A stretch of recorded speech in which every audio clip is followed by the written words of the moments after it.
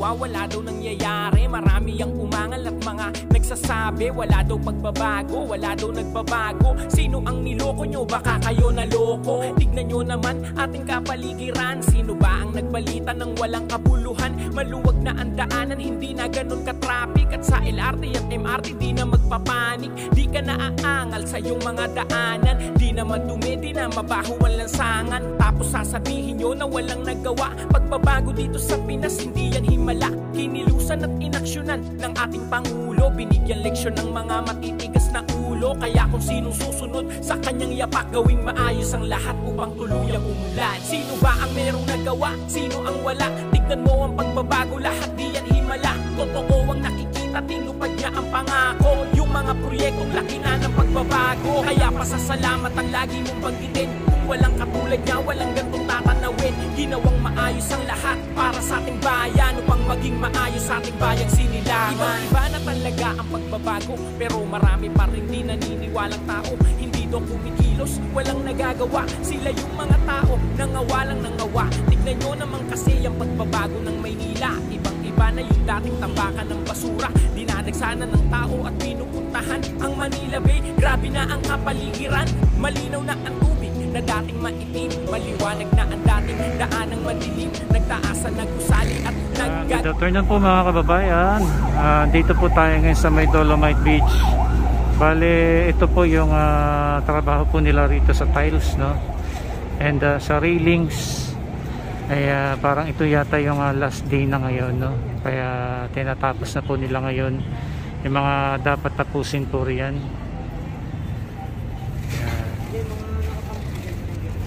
So sa pagbubukas naman po ng Dolomite Beach ay hindi po natin sigurado kung magbubukas nga, no, bukas. Pero patuloy po tayo mag-update. Yan, tingnan muna natin dito.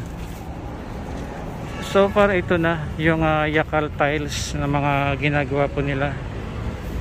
Ayan, konting polish na lang ito eh. Konting linis lang yan. Tapos ayan, pwede na yan, no? Tapos ayan naman yung railings. Matagal na natapos yung railings. So, ayan po.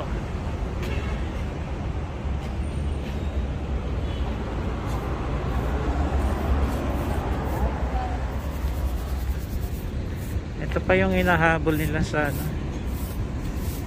works nila.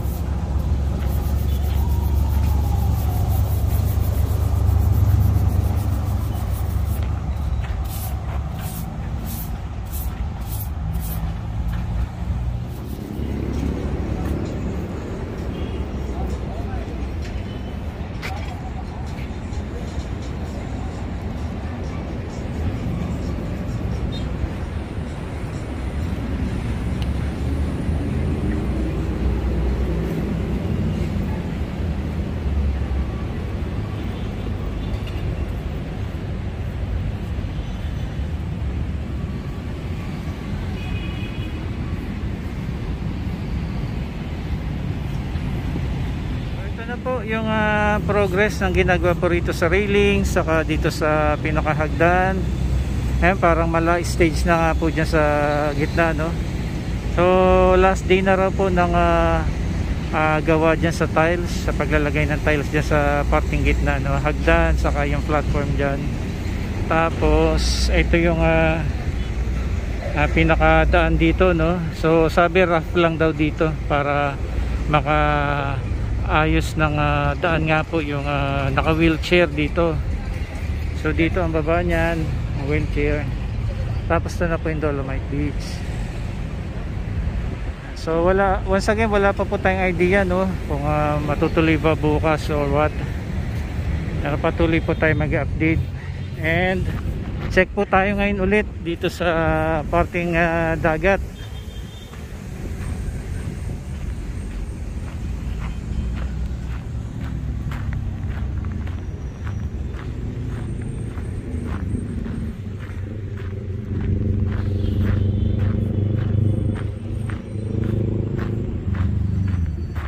maganda yung panahon ngayon, no? Kaya lang sobrang init.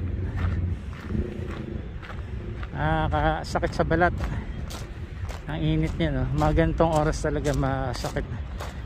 Mag alas 2 ng hapon.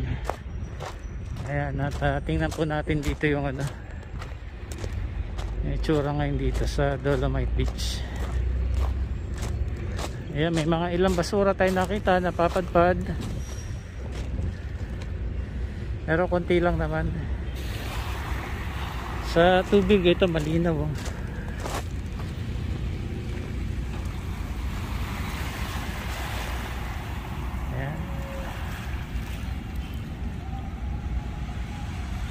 Tapos yan lang gumagawa ngayon dito sa ano, sa barge. Ayan, nagagawa sila dyan ng ano, para sa YouTube.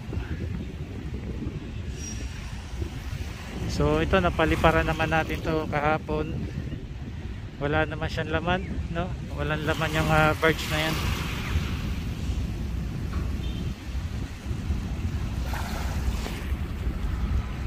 So ito po ngayon ang itsura dito po sa Dolomite Beach. So wala tayong nakikitang ano, parang preparation kung sa pagbubukas. So parang hindi naman siya matutuloy bukas. Ayan, at abang-abang na lang po tayo sa mga updates po dito sa Manila Bay, Dolomite Beach.